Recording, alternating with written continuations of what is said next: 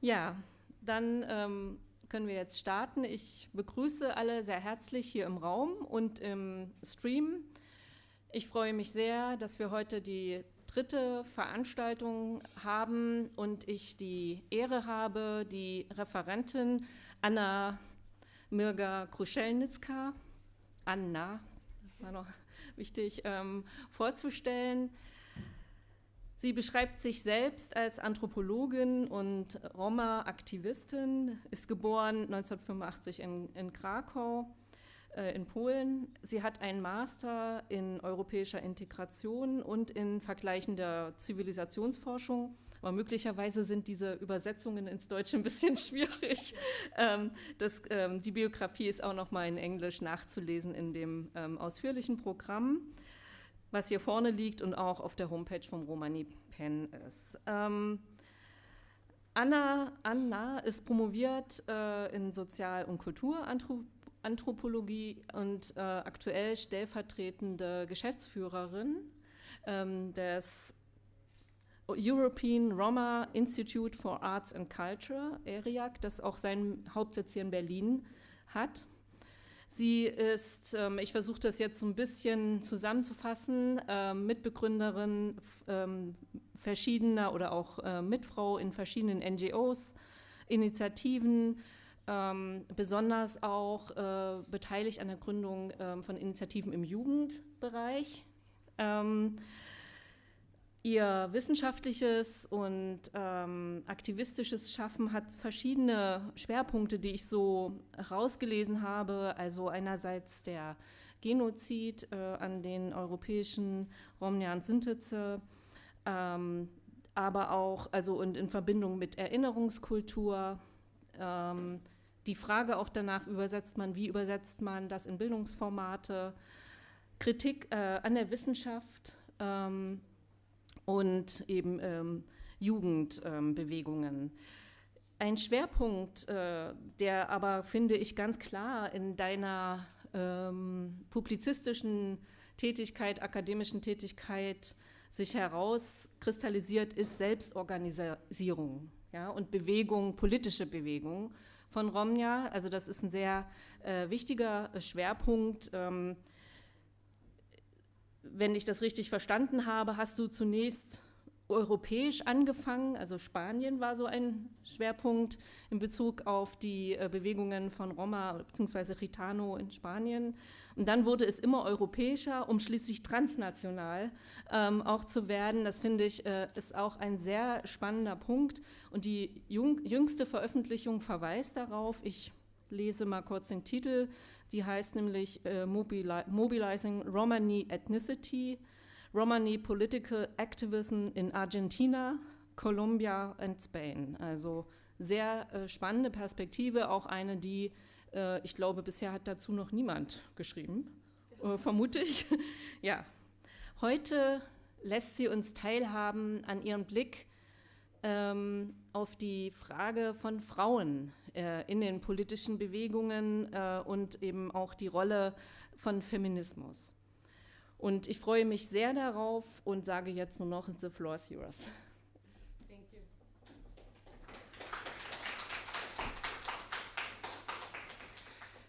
Good afternoon, everyone. First of all, thank you so much, Svetlana, Jane, Romani Feminism, for inviting me to join this series of lectures. I must say I'm a huge fan of this entire program. I think there's a huge demand, and I'm really honored to be part of such a distinguished crowd of lecturers, brilliant Romani women from across the world who will be lecturing across the next weeks. So first, thank you for this. Second, thank you goes to all of you and also those guests online for joining us this afternoon, especially here in Berlin. It's a really rainy day, so thank you for finding the time and coming. Today, I would like to speak about Romani feminism and how it translates and articulates itself at this intersection of culture and politics. And before I go into detail, I'd like to briefly show you what to expect from today's lecture. I will start with a short kind of introduction. Then I would like us to look at the status of Romani women and kind of set the scene of what is the problematic around the Roma women in general. And from this we will discuss Romani feminism, its emergence, and I'll try to share maybe not necessarily a definition, but a series of characteristics that I think define Romani feminism.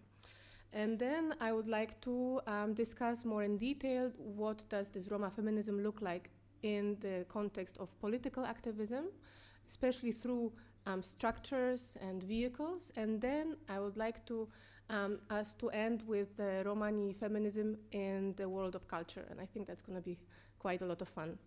So yeah, I welcome all the questions and comments and hope we'll have a great discussion afterwards. So instead of an introduction, I'd like to do something that I call the personal equation. I know Jane introduced me already. Thank you so much for such a generous introduction. But I think also a personal equation is important. Personal equation is a concept that comes from 19th century from actually scientists that research astrology. And it assumes that where we stand can create a certain bias in the results that we receive as scientists. And I think it's important that we recognize that this scientism, or like clear objective science, is a bit of a somehow complicated topic, because science has something at stake, and people who do science also come from a certain place. So I think it's important that we recognize where we stand as scientists and how does our position inform the knowledge we produce and how we interpret the world. So I'm a big fan of this concept of Roma positionality, which is basically who we are as scientists, and that also refers to non-Roma scholars, by the way. So in terms of practicing what I preach, I'll start with my personal equation, which is I'm a person that comes from Poland, and on the side of my father's family, I come from a very big Roma family that grew up in rather, so my grandparents were illiterate and growing up in a settlement. They had 10 children, and from these 10 children, 3 of them went to the university. And then my generation already has many university graduates. I'm the proud first PhD in the family. Now we are 2 PhDs already. So this is something that for me is very important as a personal path. And another path that's important for me is that I grew up in an activist family. So my father is a person that has, since I could remember, was an activist in Poland and internationally, and I grew up with Roma activists from different places, the Roma discourse and activism. So this was also part of my upbringing somehow. And the third element that's important here is that I consider my family a matriarchate, in the sense of there is a lot of very strong women in my family, from my grandmother, my cousins, my aunts.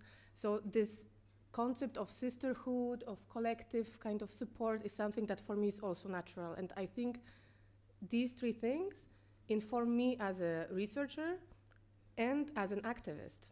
So of course, I come from a certain idea and certain commitment to justice, and this, I guess, somehow crystallizes in how I write and the science I do.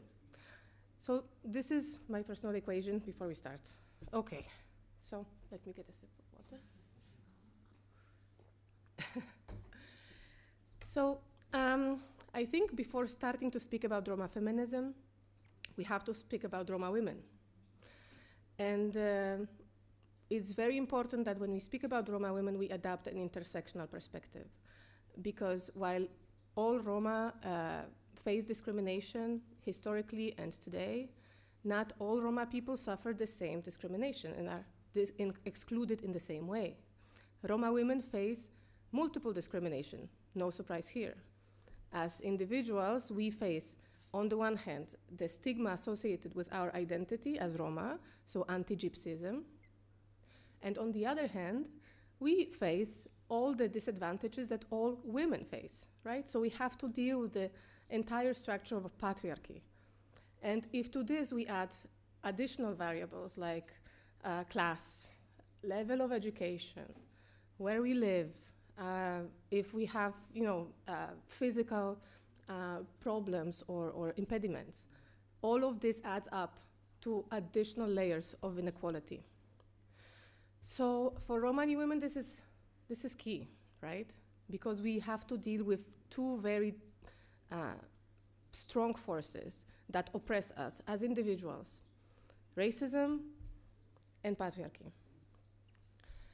Second consideration that's really important when we speak about Romani women is the stigmatization that us as women at this intersecting place suffer. And this refers to us as women and also the female bodies. So if we consider the identity of Roma and culture of Roma, it has been theorized, described, represented, misrepresented for centuries by non-Roma.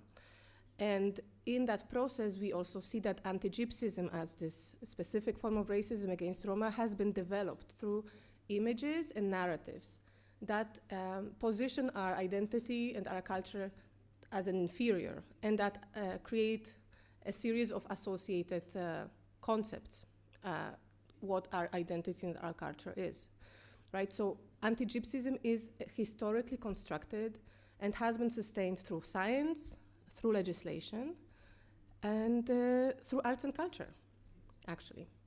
So specifically when you consider Roma women, there are two sets of very specific stigmas that have been developed ever since the Middle Ages and that still continue until today. One is the so-called Carmen syndrome. The Carmen syndrome, and for sure you're familiar with this image, in art history it's typically a very beautiful, sexy woman, many times portrayed in visual arts with bare breast, with very sexy face, red eyes, and just a very mysterious figure.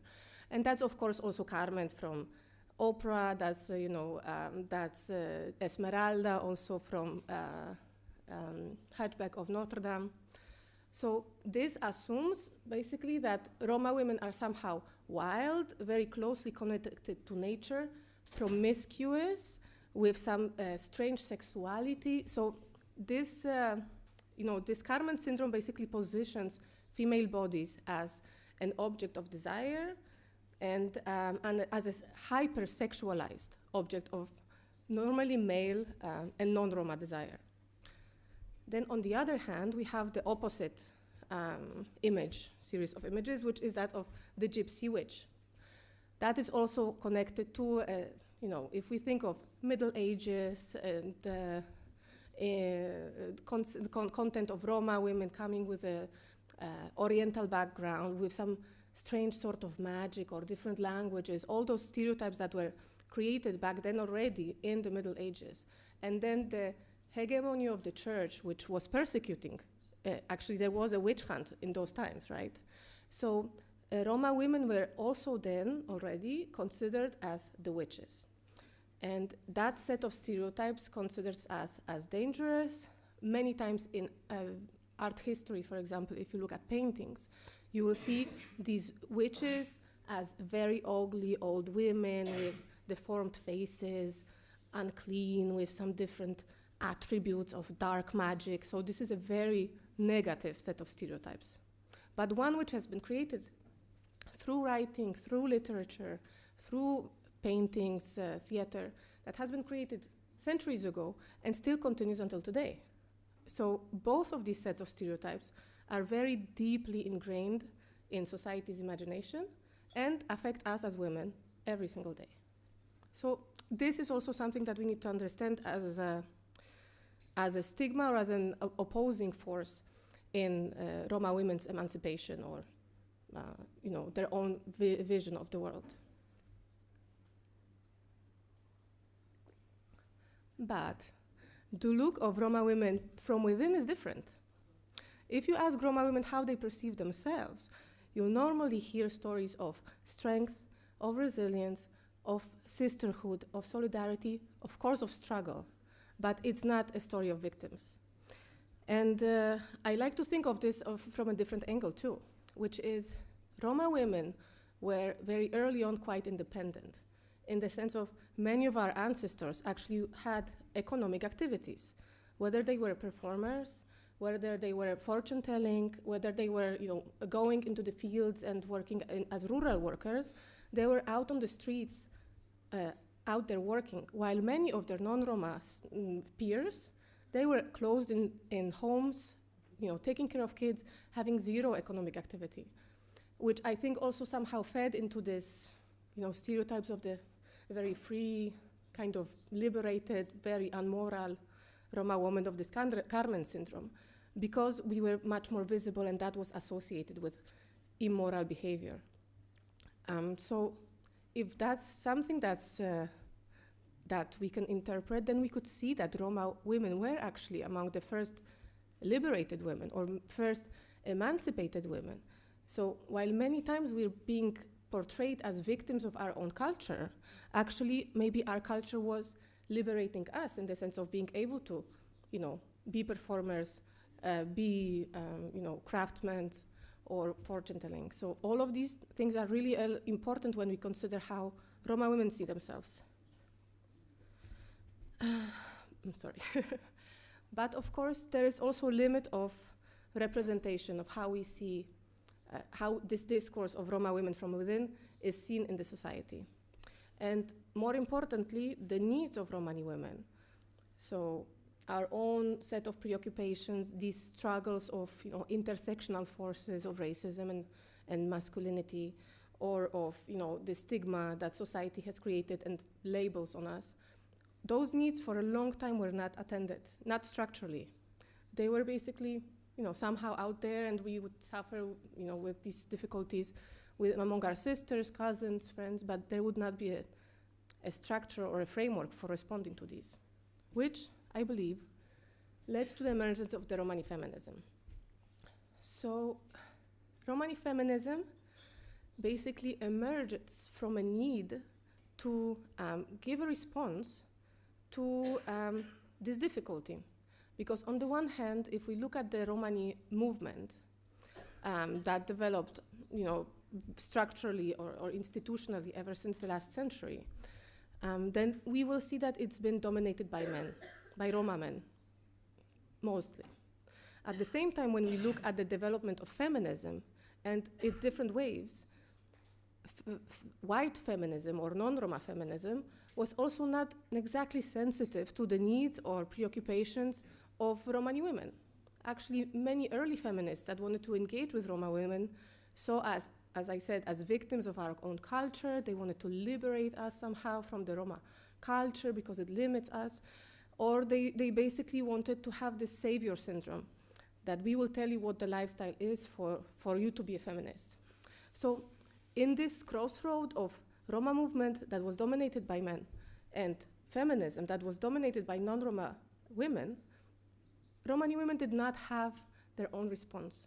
They couldn't see their needs, their preoccupations, their ideas somehow developed, responded to, attended. So from this kind of frustration of both ends that nobody really is listening to what Roma women want and what their opinion is, this is how Romani movement and Romani feminism as a thought emerged. And Romani feminism has a different emanations, or it articulates itself in many different ways. On one hand, Romani feminism is an academic discourse, and we will trace it a little bit to see how some brilliant Roma scholars actually wanted to articulate in an academic way this particular perspective of Romani women. It emerged also as a movement through structures and organizations, and we will see this also in this presentation. It also becomes a strategy, and it's also a method of self-empowerment. So Romani feminism becomes actually a narrative that allows us to think differently about us as women, and then extend to different alliances, different spaces of collaboration together. So I already said, I already mentioned the term Romani feminism a bunch of times. And I imagine many of you are asking yourself, what does she actually mean? And I think definitions in general are difficult when you want to articulate something that is just a fixed, quote.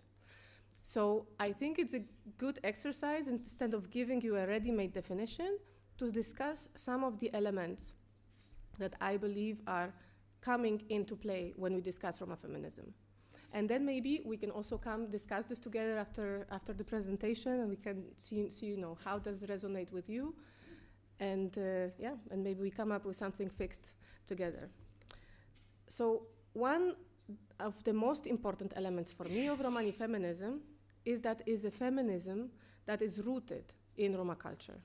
So it's not an approach to gender issues that breaks away from our culture. It's actually a way of building on our culture and expanding some of the very positive elements in our culture and values as a source of strength and inspiration for when we think and consider gender issues and feminism as such. And by these values, I mean one of solidarity, one of sisterhood, which, I mean, by no surprise, in the feminist movement in general, sisterhood is a very big key word that's necessary. But while sisterhood is something that's very practiced in the Roma community in general, and those of you who are Roma or who have Roma friends will probably tell you that there is a very special bond across women in the family.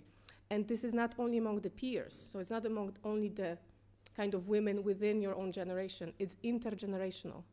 So there is a very strong impact in this dialogue across generations when the younger talk to the old, and there is a big community power in that coming together, in that kind of assembly of Roma family members. And then it's not only the closest family, it many times extends to the mahala, no? to the community where the Roma families live.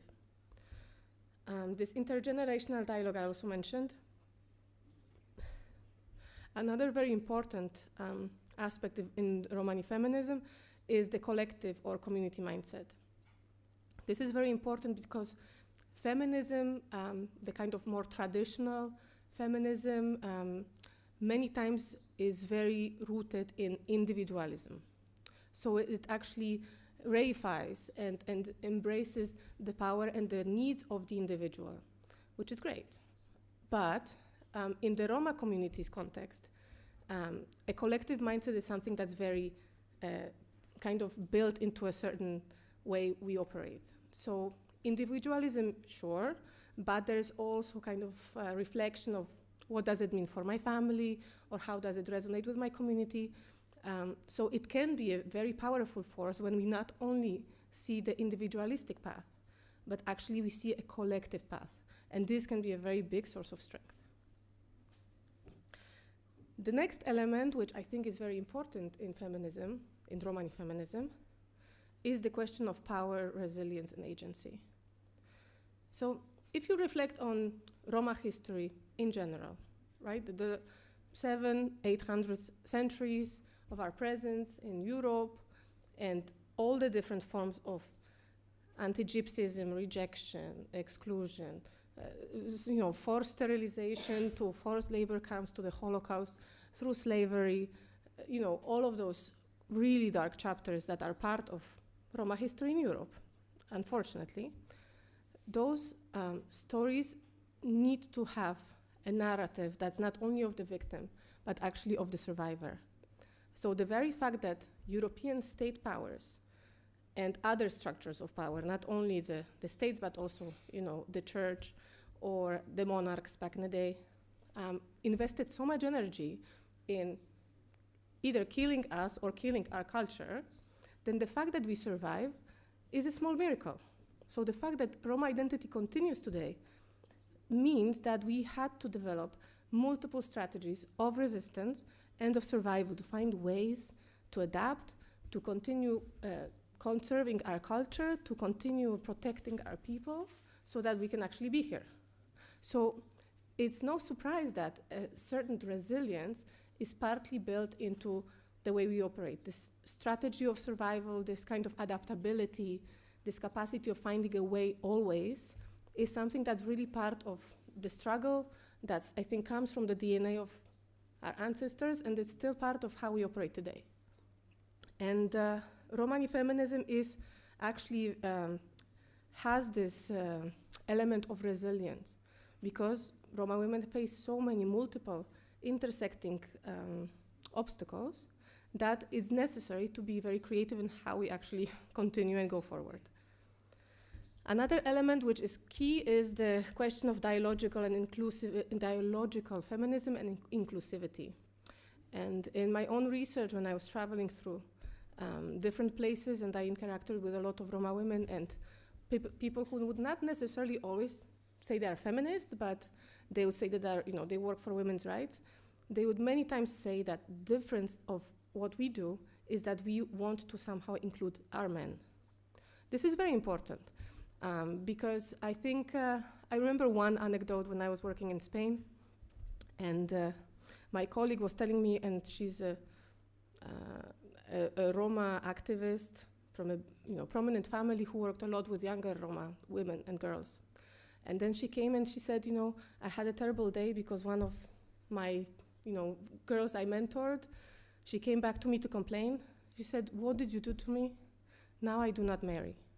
And she said, all I ever wanted was to, have my Roma husband and, a bunch of kids. And then on the way, she went to university. She became very empowered.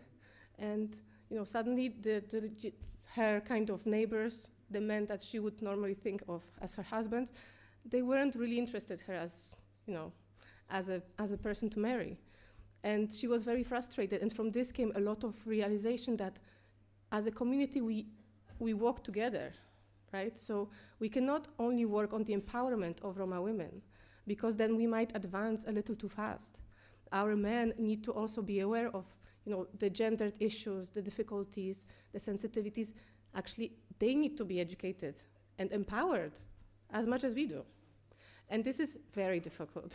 And of course, it's very difficult in any context.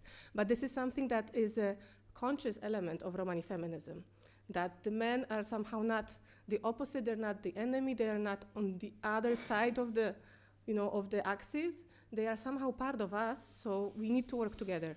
So this element of dialogue and inclusivity is something that's quite special, difficult, but important to acknowledge. Intersectional perspective, we already discussed. This is something that's, a sine qua non element. And this is also, I wanted to share with you the Silk Revolution, where it came from. So revolution implies breaking, no? Breaking with something completely new, burn the old, bring the new, and we see what happens. But in the Roma context, Roma feminism actually is not a revolution that breaks away. It's a revolution that builds on. So this comes as a quote from one of the Roma women that I have from when I was doing research, that actually referred to their own Roma women's movement in Spain as the Silk Revolution. And I thought it's a very fitting metaphor of how Roma women tend to think of their own kind of empowerment process and how they refer to it. So she said that we, Gitana, the Spanish Roma women, decided to lead a silent fight for an improved quality of life, a silk revolution, not a loud one, but a respectful and considerate one, thus fitting it into a rhythm compatible with intergroup relations.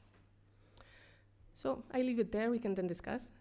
And then to end with this part is, I think, important to recognize that Romani feminism is not one thing, it's a living organism. It morphs, it translates into different types of discourses.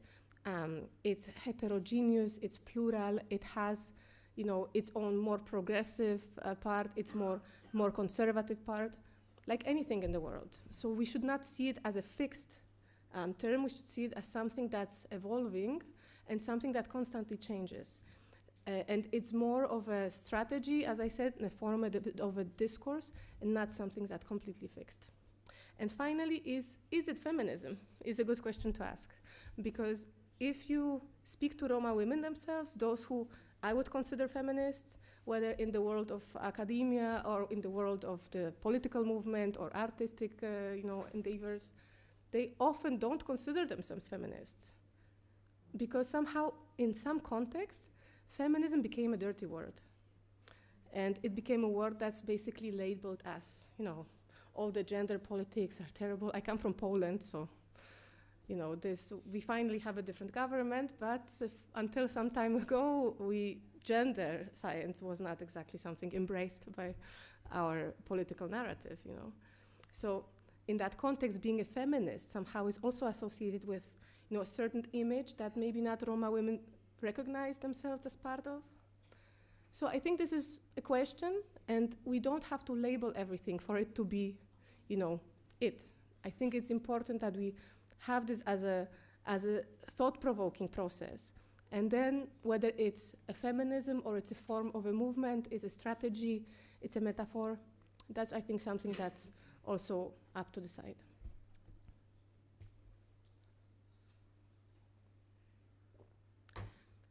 So, this was a little bit of an intro of what do I mean when we talk about Roma feminism, and then I want to show you what it looks like more practically. In this part, we will discuss a little bit how Romani feminism translates into structures and movement, into collective process, collective struggle for the collective benefit of the Roma communities. So, to do so, I would like us to trace a little bit the genealogy of the Romani women's movement. So basically, what type of women-led initiatives there were, and how they developed in time. First, it's important to state that there were always Roma women in the Roma political movement, or for that matter, in the mainstream movement. There are some evidences that even in the earliest waves of Roma activism at the turn of the century, or in the 30s in Romania, there were prominent Roma women leaders, activists, as part of Roma organizations, participating in discussions. Then even in the post-war period, there were also very important Roma women figures, but they were individuals, and they basically participated in the broader political movement of Roma and joined the fight that was led by the men. But they were not exactly responding to the needs of Roma women, and they were not representing the collective interest of Roma women as such. So they are not yet, in my view, Romani women's movements. They are basically individual women in the movement. And actually the birth of the first Roma organizations, Roma women's organizations that are led by Roma women and dedicate themselves specifically as their mission to work with Roma women, are born quite late. The first one, historically, is the Asociación Gitana La Romi in Granada in 1990. That's, relatively late if you consider, the process of development of the feminism in general. Nevertheless, it's really important that it was in the 90s and in Spain where the first organization emerged. In parallel, and that's actually curious because there seems like there is a parallel geographical paths between the Western Europe and the Eastern European part. So after the fall of communism, the first Romani women organization was established in Hungary.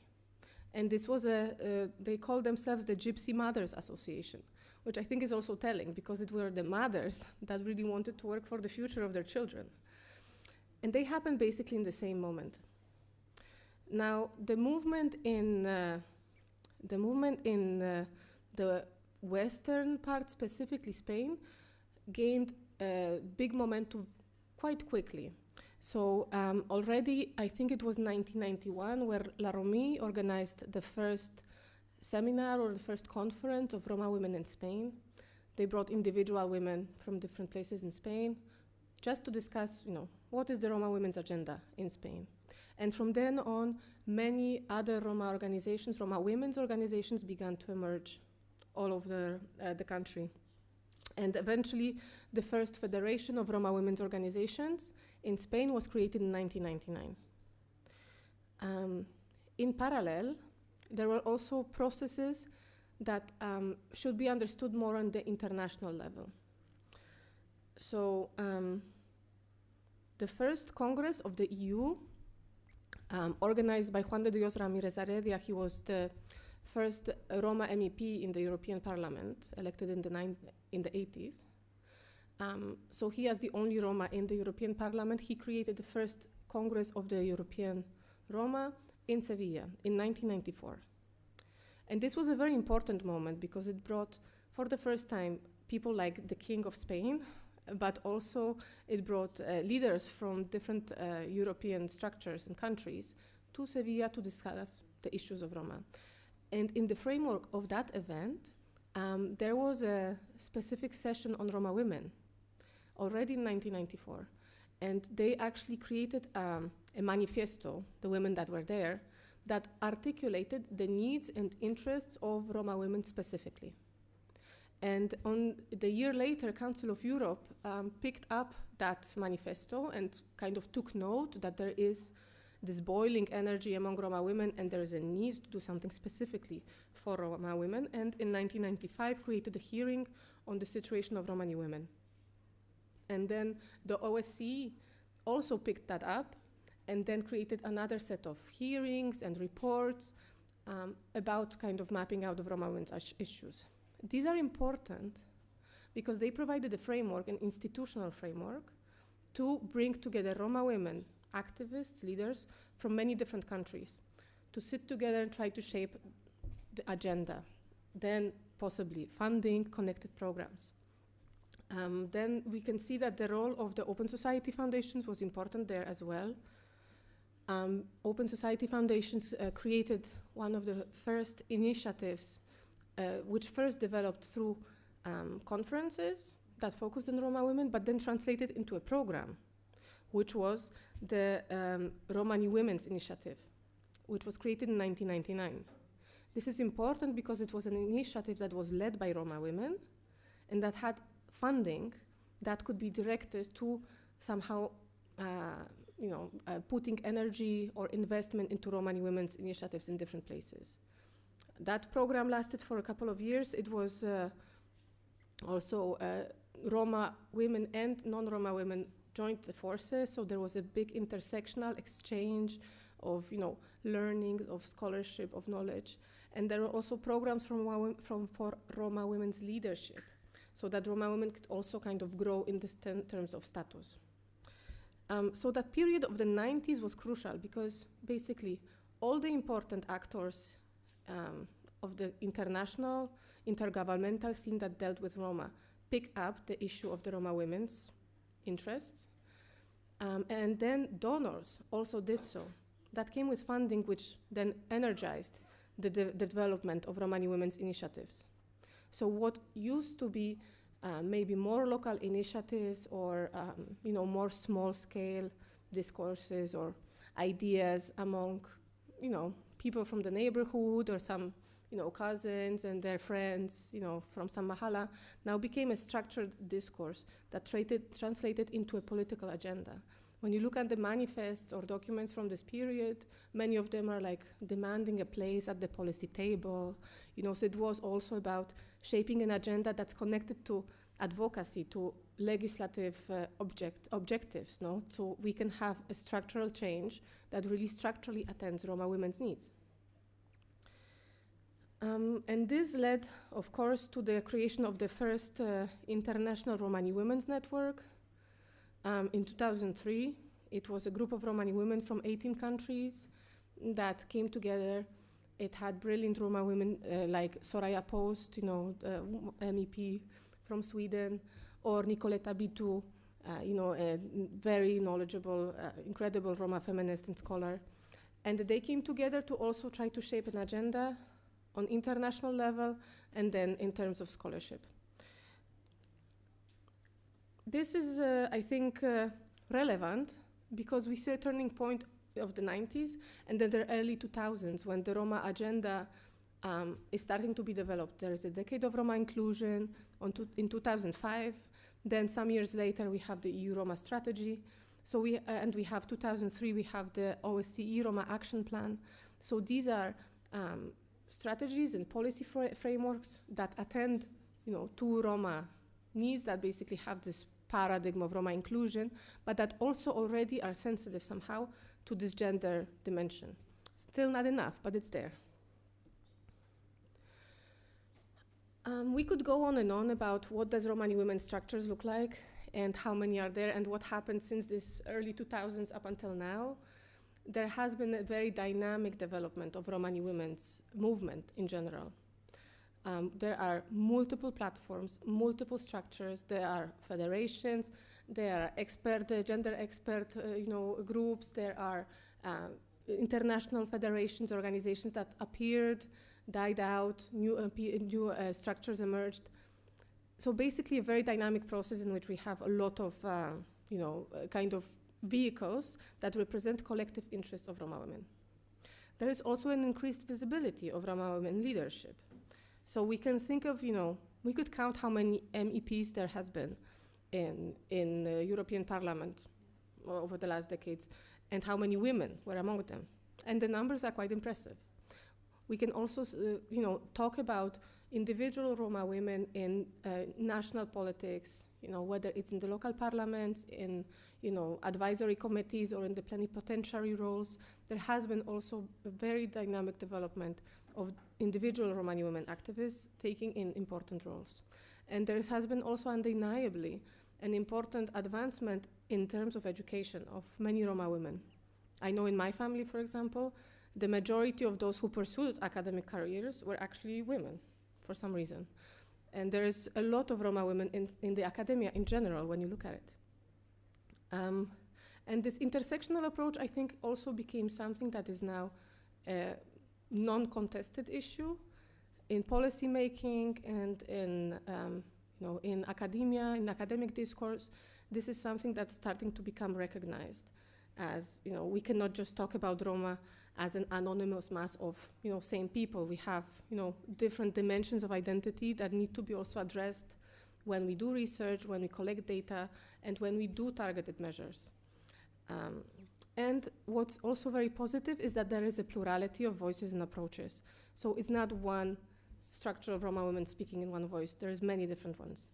And I think that's to the benefit, so that we can represent different perspectives from different points of view, different positions. Having said this, this is far from being enough.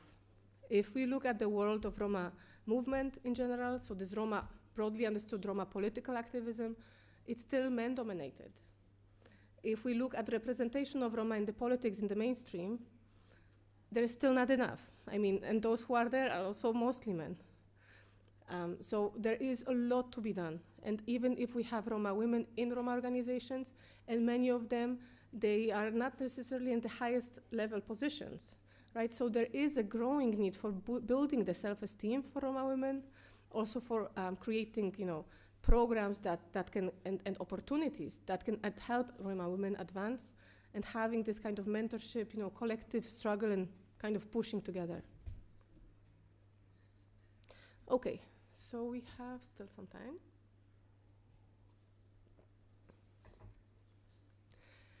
So I'd like to now talk about politics is one thing, of course, and it's really important because it's a formal vehicle that represents collective interests and that kind of brings people together to advance with our own collective ideas. But this is not the only struggle for fighting for social justice. And this is also not the only kind of element of the theory of change of how we can, improve where we are as Roma people in the society. Culture is very important here.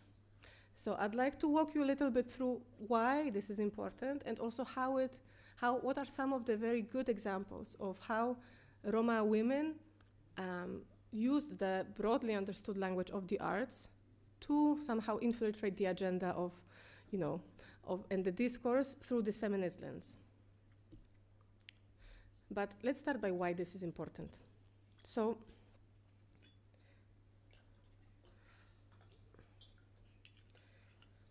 I already mentioned this when we discussed this Carmen syndrome and the Gypsy Witch syndrome, that the arts played a very important role in shaping narratives about the Roma. And this is undeniable.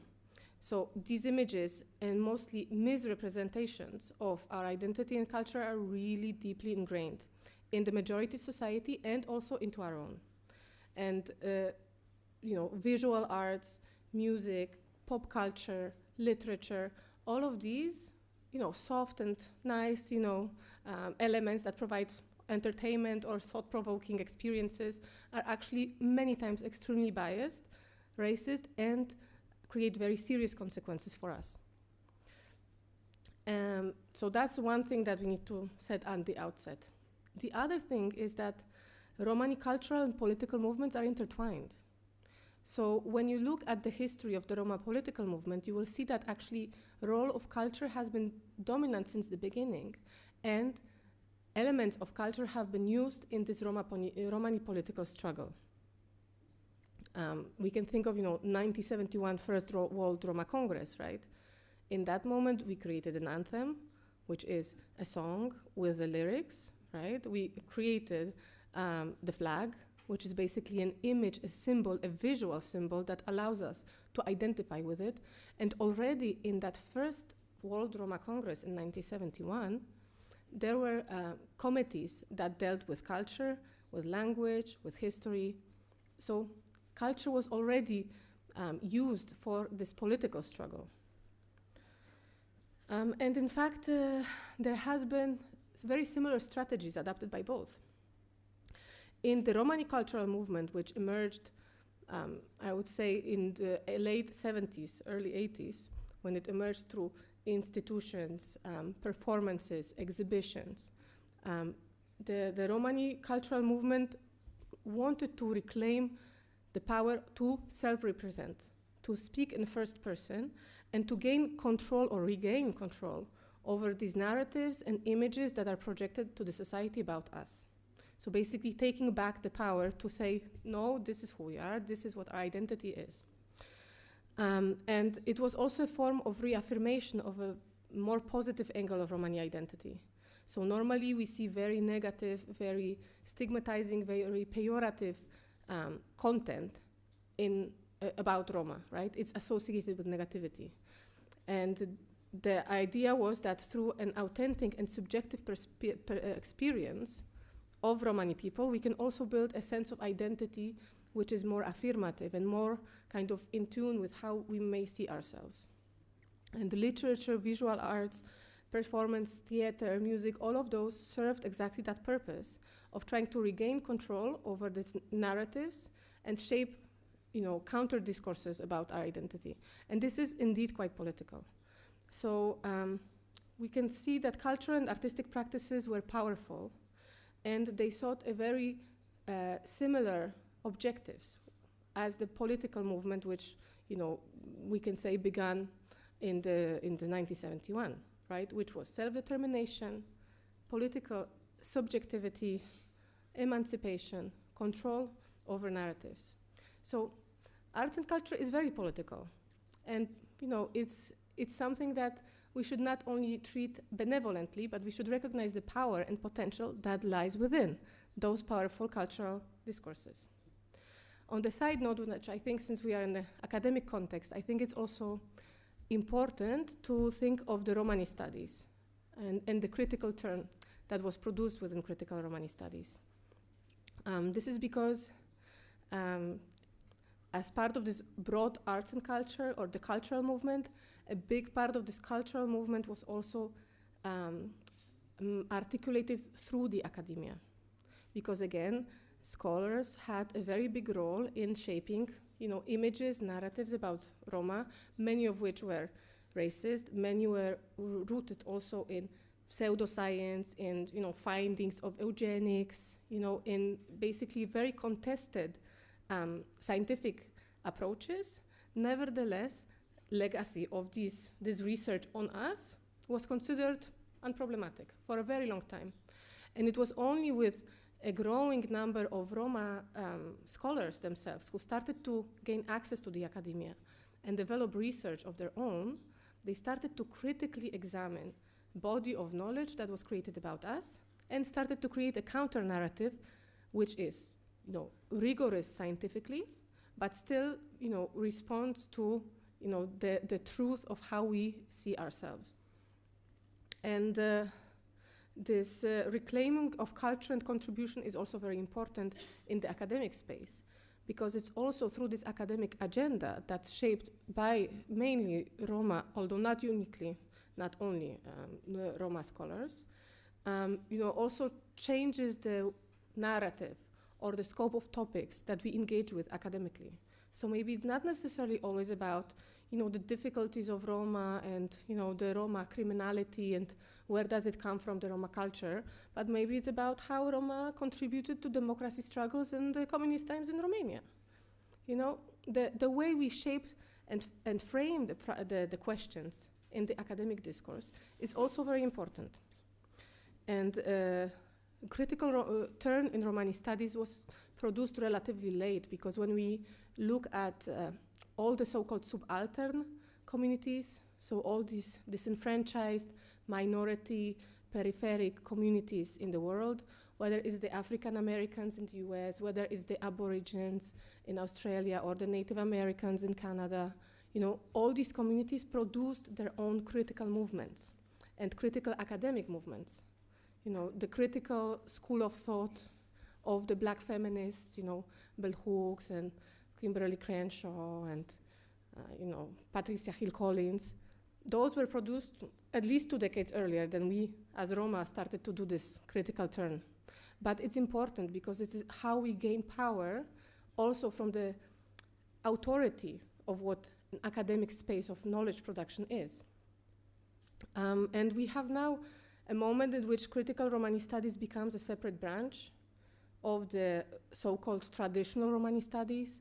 As I said, it's led by Roma scholars, but not exclusively. There are amazing non-Roma scholars who are very committed to, agenda, to a critical rereading of science produced on Roma, and who have a brilliant way of, dealing with the legacy and also setting a new agenda for academic work. And I'm saying about this here because Romani women were actually at the forefront of this critical turn in Romani studies. We have Ethel Brooks, we have Angela Kocek, who now leads the Central European University's Romani Studies program. We have Nicoleta Bitu, whom I mentioned already, which was really a trailblazing woman in Romania in terms of her academic research. And I think it's the first PhD on feminism defended in the Roma context. So Romani women that dedicated their life to academic careers had a very important role in trying to shift this academic agenda. So I'm mentioning it here kind of on the margins because I think it's really important that we reflect also how academia as part of this cultural movement also played a very important role.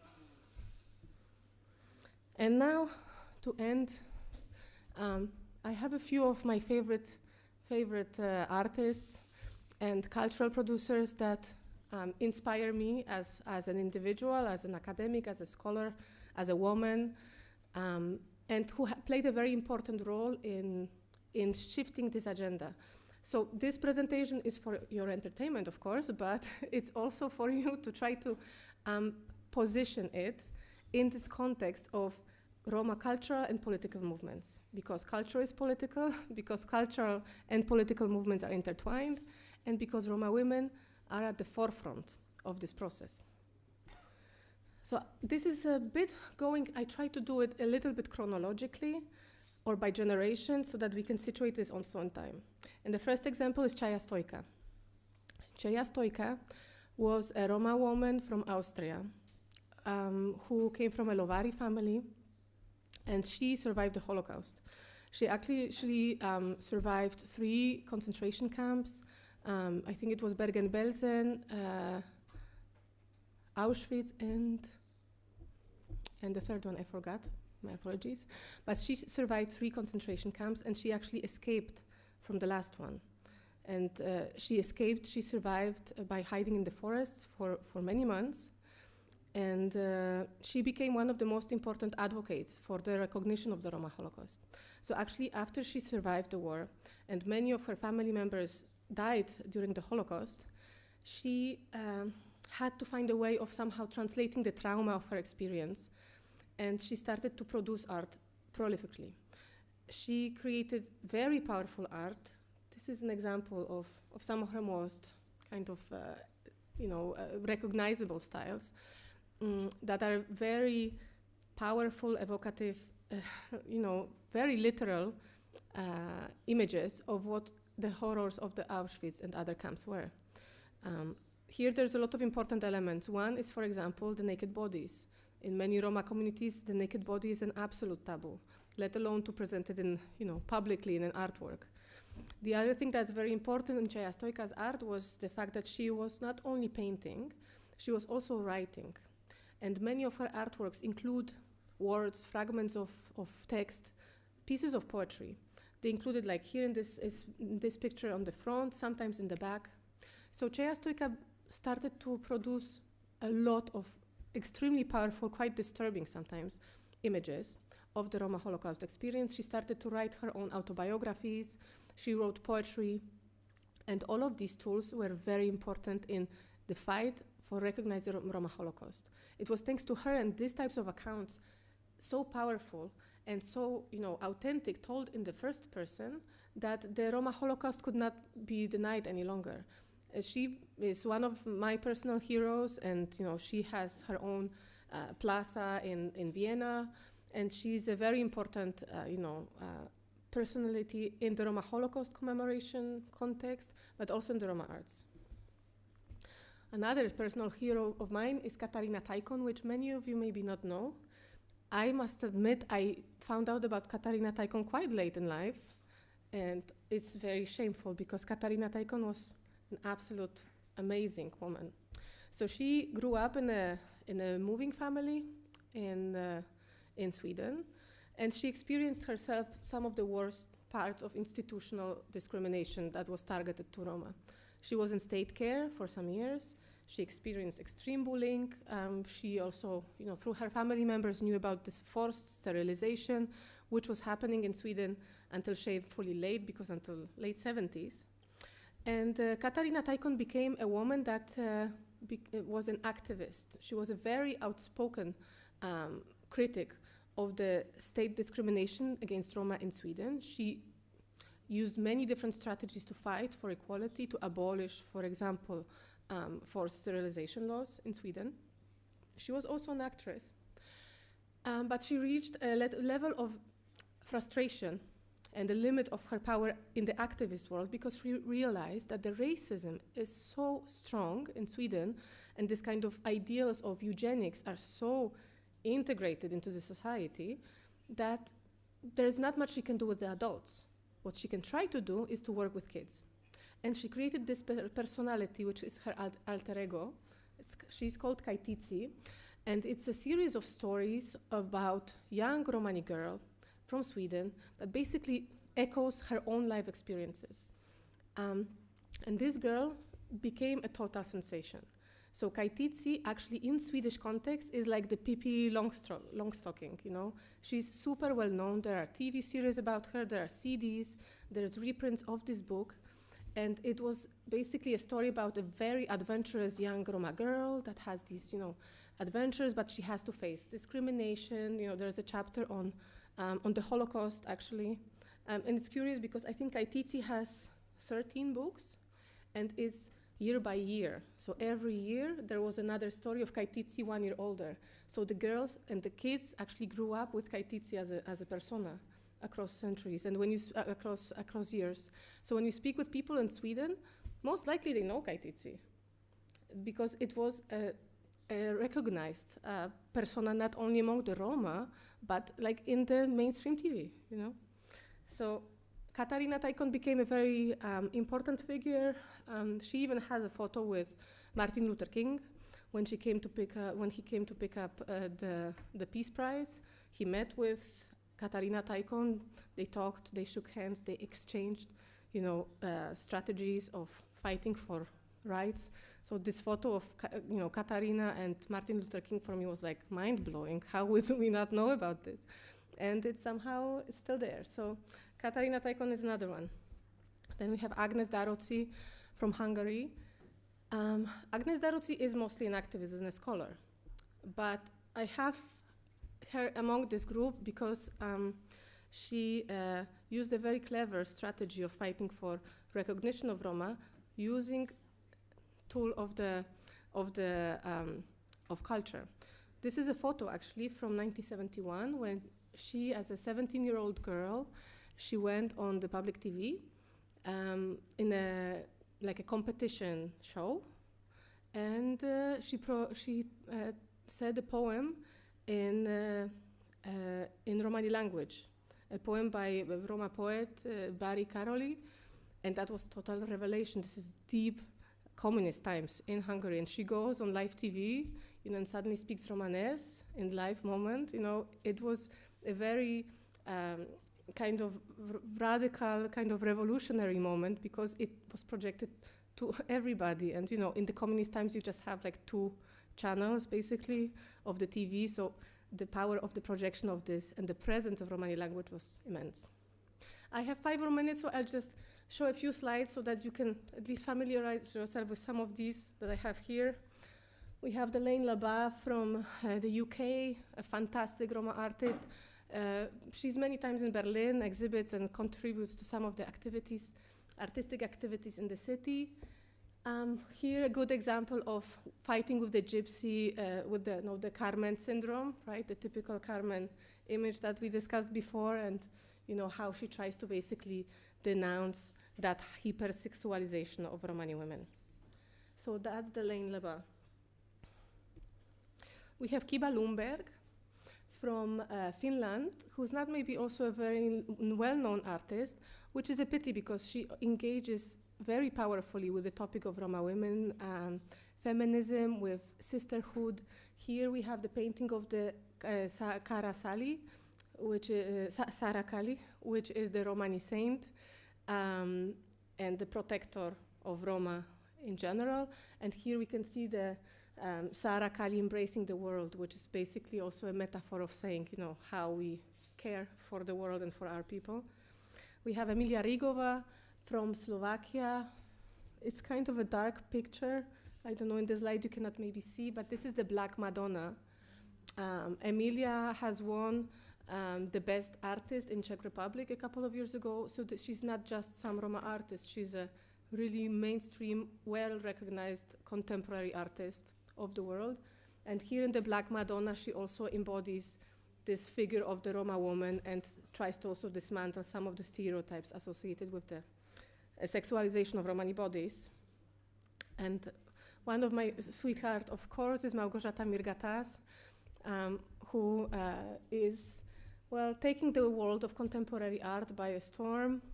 She was the first Roma artist to represent a country, Poland, in Venice Biennale, and she's been conquering the contemporary art scene for a while. This is an image actually from the Venice Biennale, one of the elements of the big palace of the Roma pavilion that she created there. She's fantastic. I could speak for her for hours also because she happens to be my cousin. So I happen to be her cousin, so it's maybe not elegant to include family members, but here it's by merit mostly. And then we have Mihaela Dragan from Romania, an actress, performer, visual artist, on the more radical, very progressive end of the Roma women's movement, doing fantastic art. She also stars in some of the productions that happened here in Berlin. A Roma Army at the Gorki Theater was also starred, among others, by her. She's the founder of the Juvlipen, the first Romani feminist theater in Romania. Fantastic personality with a very creative mind. So somebody to follow. Selma Selman is from Bosnia, and she's also actually conquering the contemporary art scene with very compelling performances mostly, but not only. Here, one of her performances is basically trying to connect her own family history, which is among other things in the scrap metal collection, which is not only very eco but also a very good means of of economic means, and she does very powerful artistic performances. It's important that I have here also because Selma Selman is having a solo show in the Gropiusbau, and her show opens on 11th of November with a performance. So if you're in town and you want to see some powerful Roma feminists in action, this is your occasion. So I definitely suggest you see Selma. And this is it. I just wanted to say that expanding Romani women leadership is a fact. It happens. There's much more to happen and much more to do, but this is a force that's completely undeniable. This plurality and diversity that we see of strategies, of forms, of means of expression, of leadership types, of discourses, is not a weakness. It's not fragmentation. It's actually strength. And the capacity of us to adapt, to accommodate, to dialogue is something that actually helps us to build, critical mass from different angles and places. And finally, I think what's happening slowly but needs much more impetus is the fact that we need to start rereading Romani history, rewriting, our own discourse of identity, of culture, of presence from our Roma women's perspective. What I mentioned at the beginning about, being women that had economic activity, that were empowered, that participated in gaining actually financial means for their own families.